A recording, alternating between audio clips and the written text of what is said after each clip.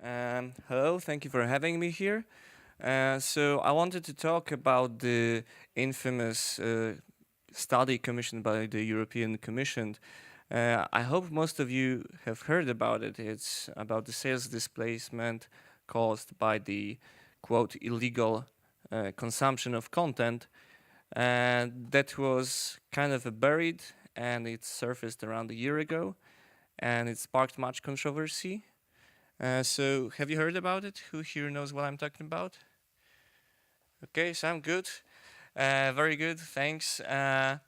So I believe that it sparked much controversy, but partially for the wrong reasons, because it circulated all around the media, but the media got it slightly wrong, and I'm going to try to tell you why and how. For those of you who don't know what I'm talking about, fortunately I have you slightly covered. So the context is that the European Commission commissioned a study. They paid more than €300,000 for it. Company made Ecorism, did the survey, and it was on the effect of the unauthorized consumption on sales. It covered several industries: music, TV, movies, books, and games, and specific formats of those. By 2015 it was finished, but it wasn't published. In 2017, Julia Reda found out about it. She asked about it to receive a copy, as access to information. And then she published it on her blog, and then coincidentally, European Commission also decided to publish it soon afterwards. Okay? So what the study found, it is very long, 300-page long, so I guess not many went through all of that, but actually at page 7, in the section main conclusion, it said, the results do not necessarily mean that piracy has no effect, but only that the statistical analysis does not prove with sufficient reliability that there is an effect. Basically what that means is that they haven't found anything, okay? An exception is the displacement of recent top films, because actually they used one methodology for all those industries I mentioned earlier, and then also did a much smaller study only on the top films, and they have found that there's displacement there, and they've actually published it in 2016 as a working paper, but in the working paper they didn't mention anywhere that it was part of a larger study for the European Commission. So that's why the two probably weren't linked together. So what happened is that the media wrote a lot about this, and they wrote basically what you can see here. These are some example headlines, and there were lots of headlines like this all over the web. So EU buried its own $400,000 study showing unauthorized downloads have almost no effect on sales. EU paid for a report that concluded piracy isn't harmful and tried to hide the findings.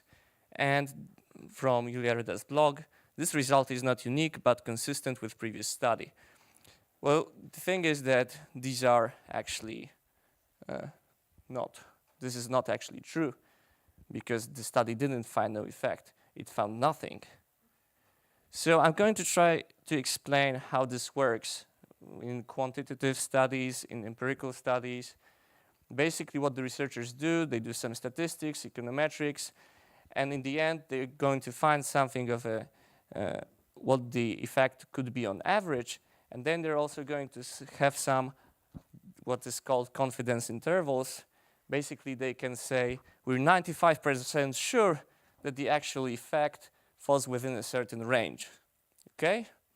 Now, if you look at this graph here, let's say this is the displacement rate, okay, between the, quote, illegal consumption, the legal consumption.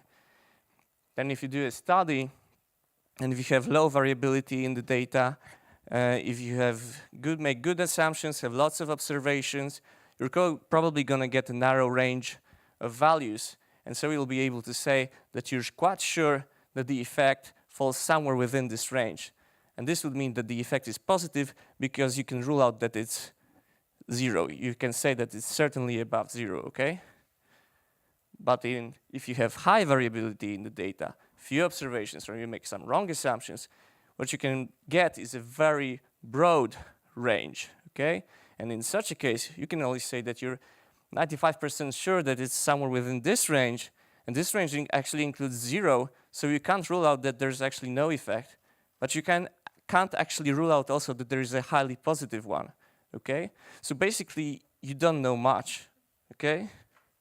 I'm gonna give you a few more examples just to, boost this intuition on how to interpret this.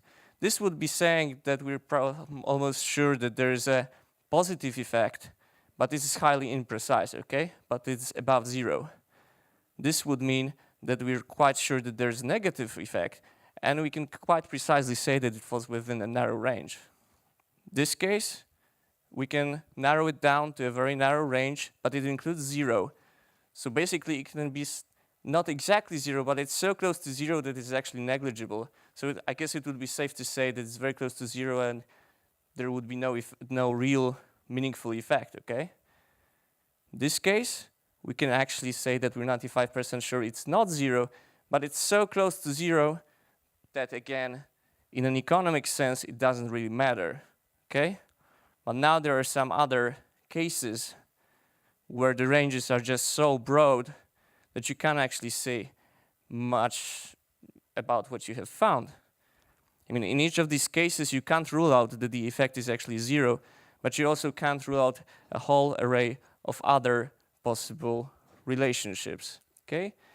And knowing this, when you look at the results of this report, this infamous report that the European Commission buried, well, this is what they've actually found. This is what the results meant.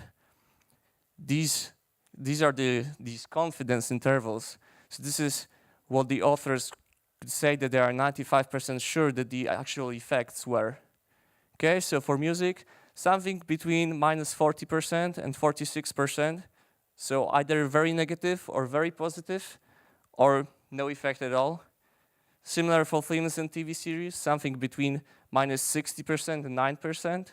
Okay, for books, it doesn't actually make much sense because this range is so broad that it would mean that they can't rule out that a book downloaded without payment could translate into -186% of a book, not paid for. So like a downloaded book translated into 2 books that weren't paid for, which doesn't really, strike much confidence about the result, right?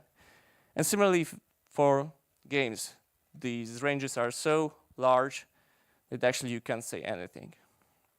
So this is mostly what I would like to say, because when this report came out, I kind of found that it sparked much controversy, much debate. Lots of people talked about it. Lots of people said, yeah, we always knew that this is the case. And now the EU is trying to bury it. The thing is that it seems to me that the European Commission rather didn't want to publish it because it was, something they paid a lot of money for. And it didn't really say anything, except for the one study that used a different methodology and was published as a working paper, okay? Actually, that one study got published in a peer-reviewed journal this year, so it's out there. While the others don't really say much about the effects, okay? And when you look at other peer-reviewed research that's published in academic journals, actually most of this research says that there's a negative link between the unauthorized consumption and authorized consumption. So there is some information, we know some things.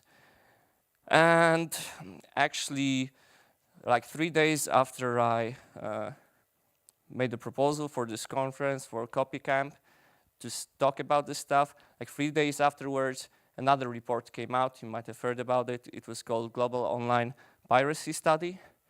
And this time it was financed by Google, but it was conducted by part of the same research team that worked on this European Commission report. And they basically used a very similar methodology, but they corrected some issues. If you're interested, I can talk about what issues they have actually worked on to improve. And they found that for all these industries, this time they have found a negative link, definitely. Like they can rule out the 0. So this is not to say that I advocate any specific, policy or how to approach, to tackle this.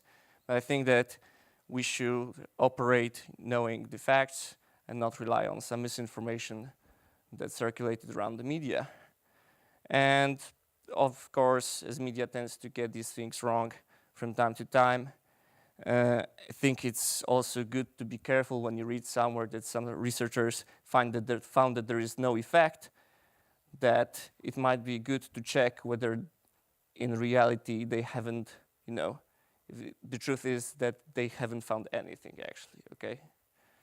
And that would be all. Thank you.